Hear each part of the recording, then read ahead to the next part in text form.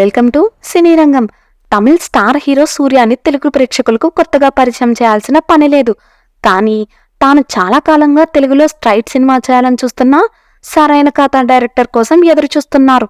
అయితే ఇప్పుడు వెంకీ అట్లూరి చెప్పిన స్టోరీ బాగా నచ్చడంతో సినిమా కన్ఫర్మ్ చేశాడు. ఈ సినిమాకు సంబంధించి పూజా కార్యక్రమాలు మే 19న లాంఛనంగా ప్రారంభించారు.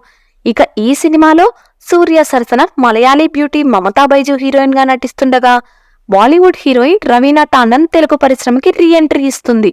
అలాగే రాధికా శరత్ కుమార్ కీలక పాత్రలో నటిస్తున్నట్లు సమాచారం. ఈ సినిమాను సితారా ఎంటర్టైన్మెంట్స్, ఫార్చ్యూన్ 4 బ్యానర్స్ పై నాగవంశీ, సాయి సౌజన్య సంయుక్తంగా నిర్మిస్తున్నారు. జీవి ప్రకాష్ మ్యూజిక్ అందిస్తున్న ఈ సినిమా ఫ్యామిలీ డ్రామాగా తెరకెక్కుతుంది.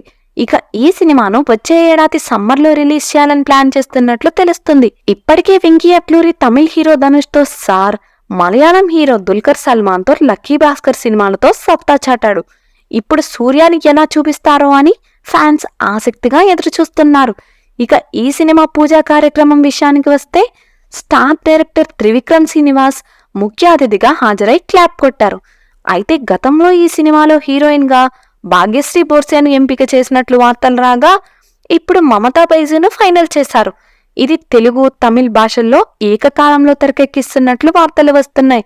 మరి చూడాలి సూర్యాని వెంకీ ఎలా చూపిస్తారో, సినిమా ఎలా ఉంటుందో. ఇక ఈ విషయంపై మీరేమనుకుంటున్నారో మీ అభిప్రాయాలను కామెంట్స్ రూపంలో మాకు తెలియజేయండి. అలాగే ఇలాంటి మరిన్ని మూవీ రిలేటెడ్ కంటెంట్ కోసం మా ఛానల్ను సబ్స్క్రైబ్ చేసుకోండి. Thanks for watching.